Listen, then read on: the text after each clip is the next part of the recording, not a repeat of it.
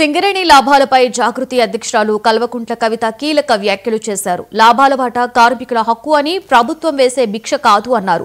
పెద్దపల్లి జిల్లా గోదావరికలలో doctor BR Ambedkar విగ్రహానికి కవిత నివాళులర్పించారు. ఈ సందర్భంగా ఆమె మాట్లాడుతూ సింగరేణి కార్మికులకు క్షేత్రస్థాయిలో ఇవ్వవలసిన అపాయింట్మెంట్లు, ఆర్డర్స్ ను ముఖ్యమంత్రి స్థాయిలో ఇవ్వడం సరికాదని విమర్శించారు. కార్మికుల శ్రమను దోచుకుంటున్న కాంగ్రెస్ ప్రభుత్వాన్ని ప్రజలు తిరస్కరించే రోజులు దగ్గరలోనే ఉన్నాయని హెచ్చరించారు. जय जागृति जय जागृति जय एचएमएस स्टेट अन्ना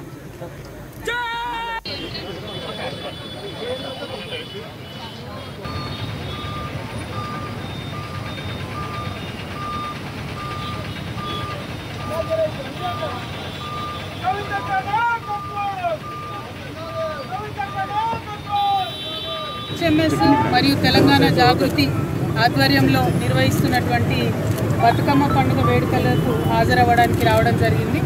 మరి హెచ్ఎంఎస్ అయినా తెలంగాణ జాగృతి అయినా అందరం కూడా సింగరేణి కార్మికులు బాగుండాలని కోరుకునేటటువంటి వాళ్ళం. మరి సింగరేణి కార్మికుల మధ్యలో బతుకమ్మ జరుపుకోవడం చాలా సంతోషంగా ఉంది. నిన్ననే మనం చూసినాం, ముఖ్యమంత్రి గారు లాభాల్లో వాటాను ఎన్నడూ లేనటువంటి విధంగా చాలా ఆర్భాటంగా ఇక్కడ ఉన్నటువంటి కోల్ బెల్ట్ ఎమ్మెల్యేలందరినీ తీసుకొని ఒక రాజకీయ రంగుతోని చేయడం జరిగింది.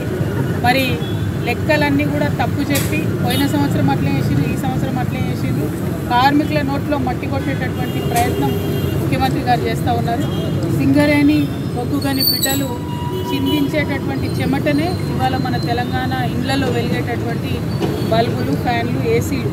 మరి ఆ విషయాన్ని పక్కకు పెట్టి, మానవీయ కోణాన్ని పక్కన పెట్టి శ్రమ దోపిడీకి పాల్పడుతున్నటువంటి కాంగ్రెస్ ప్రభుత్వాన్ని తప్పకుండా ప్రజలు తిరస్కరించే రోజు దగ్గరలోనే ఉంది. మరి మళ్ళొకసారి నేను ముఖ్యమంత్రి గారిని డిమాండ్ చేస్తున్నా, లోకల్గా క్షేత్రస్థాయిలో ఇవ్వాల్సినటువంటి అపాయింట్మెంట్ కూడా మీరు సీఎం స్థాయిలో ఇస్తున్నారు. అదేవిధంగా లాభాల్లో వాటా అనేటటువంటిది కార్మికుల హక్కు.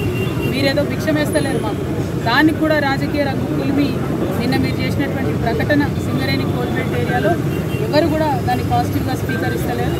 మీరు ఈ సందర్భంగా నేను ముఖ్యమంత్రి గారిని కోరేది ఒకటే, మీరు బొగ్గుగని కార్మికుల కష్టాలను తెలుసుకోండి. వారికి సంబంధించిన అంశాలన్నింటిలో ఖమ్మం జిల్లా ముదిగొండ మండలంలో పర్యటించిన